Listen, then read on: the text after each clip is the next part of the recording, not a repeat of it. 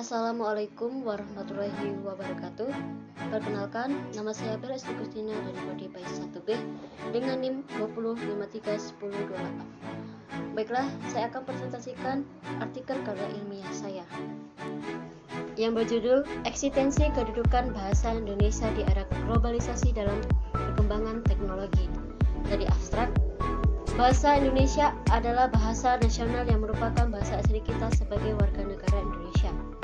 Bahasa Indonesia lahir dari bahasa Melayu yang dulunya merupakan bahasa Lingua Franca, yaitu bahasa perdagangan antara Pulau Nusantara. Kemudian secara resmi dikukuhkan sebagai bahasa persatuan dalam Sumpah Pemuda. Oleh karena itu, pada tanggal 28 Oktober 1928, bahasa Indonesia ditetapkan sebagai bahasa persatuan, dan pada tahun 1945 bahasa Indonesia ditetapkan sebagai bahasa nasional. Pendahuluan, bahasa Indonesia adalah bahasa nasional yang merupakan bahasa asli kita sebagai warga negara Indonesia. Sudah menjadi tanggung jawab kita sebagai warga negara Indonesia yang baik untuk melestarikannya. Iptek tidak dapat tumbuh dan berkembang, bahasa Indonesia juga bukan sebagai hanya alat komunikasi, tetapi juga sebagai pemersatu bahasa Indonesia yang mempunyai 746 bahasa daerah dengan 17.508 pulau. Namun kini kita tengah memasuki abad 21 di mana terjadi perubahan-perubahan pada eksistensi bahasa Indonesia, terutama bahasa Indonesia populer. Bahasa Indonesia populer pun makin meraja di kalangan masyarakat, terutama di para remaja. Bahkan tak jarang orang berpendidikan pun memakai bahasa populer, baik dalam bentuk lisan maupun tulisan. Dikarenakan dipengaruhi globalisasi dengan teknologi yang canggih yang mampu mempengaruhi bahasa populer tersebut menjadi bahasa sehari-harian mereka dengan bermasyarakat. Pembahasan perkembangan bahasa Indonesia di era globalisasi. Perkembangan bahasa Indonesia di era globalisasi ini yang ditandai dengan arus komunikasi yang begitu cepat, menuntut para pengambil kebijakan di bidang bahasa bekerja keras untuk menyempurnakan dan meningkatkan semua sektor yang berhubungan dengan masalah pembinaan bahasa. Eksistensi bahasa Indonesia sebagai bahasa nasional dalam pergaulan pada era globalisasi perlu diperhatikan oleh masyarakat Indonesia. Keberadaan bahasa Indonesia semakin lama semakin pudar, karena banyak orang Indonesia, terutama anak muda dengan orang dari kalangan bisnis, dari penjabat, yang menggunakan bahasa selain bahasa Indonesia seperti bahasa gaul dan bahasa asing. Bahasa asing tersebut antara lain bahasa Inggris, Jepang, Korea, dan sebagainya. Tentu ini merupakan kenyataan yang ironis, karena orang Indonesia justru lebih bangga apabila mereka menguasai bahasa asing daripada menguasai bahasa mereka sendiri. Masyarakat Indonesia sebagai pemakai bahasa Indonesia seharusnya bangga menggunakan bahasa Indonesia sebagai alat komunikasi.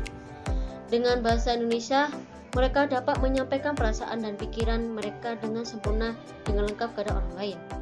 Bahasa Indonesia semestinya bangga memiliki bahasa yang dapat persatu dalam pikirnya itu.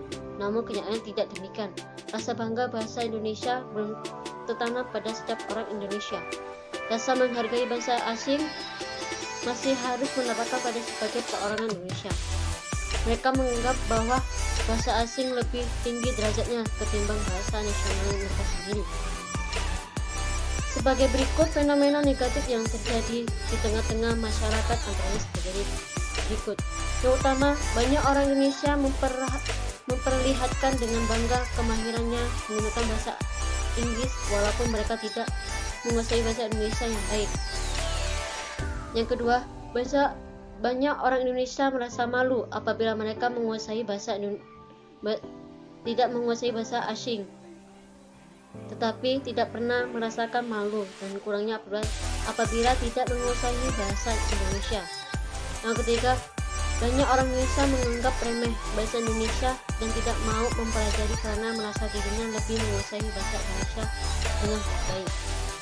Yang keempat, banyak orang Indonesia merasa dirinya lebih pandai daripada orang lain karena telah menguasai bahasa asing dengan fasih walaupun menguasai bahasa Indonesia yang kurang sempurna.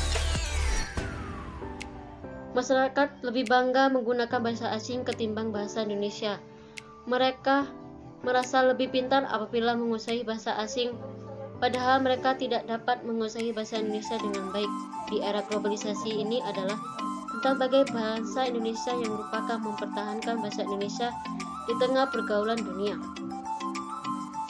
Indonesia dalam pergaulan supaya melestarikan bahasa Indonesia mampu mencintai dan melestarikan bahasa Indonesia, bukan merusaknya. Dampak positif dan negatif terhadap globalisasi.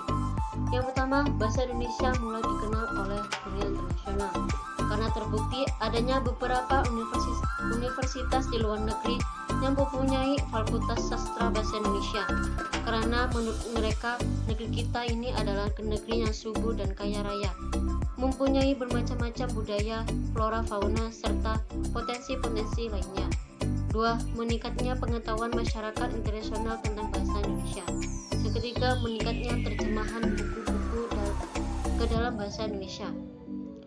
Yang kedua, dampak negatif globalisasi. Yang pertama, masyarakat Indonesia tidak menggunakan bahasa Indonesia yang baik dan benar.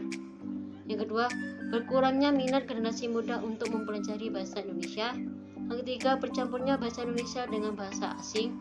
Yang keempat, memperkaya kosakata bahasa Indonesia. Fungsi dan pengaruh bahasa Indonesia pada iptek pada era globalisasi.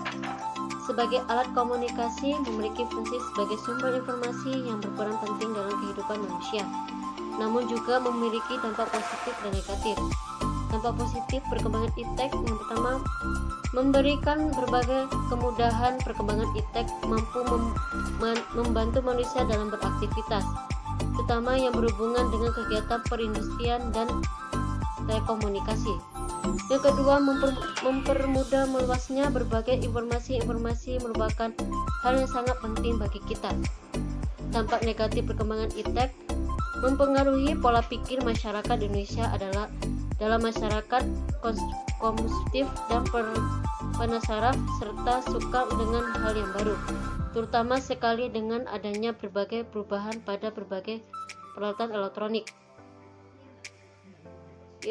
Yang kedua, hilangnya budaya tradisional. Dengan adanya perkembangan ilmu pengetahuan dan teknologi membuat hilangnya budaya. Anak-anak permainan tradisional, anak-anak sekarang cenderung lebih menyukai permainan berbasis online daripada bermain di lapangan. Permainan online yang digemari sering membuat anak lupa waktu dan tidak tertarik pada pembelajaran sekolah. Orang tua harus lebih mengontrol dan mengawasi anak supaya tidak mengubah pola pikir mereka ke arah negatif. Itulah hasil presentasi saya. Saya mohon maaf bila ada kesalahan. Saya mohon maaf. Saya akhiri wabillahi taufiq wal hidayah. Wassalamualaikum warahmatullahi wabarakatuh.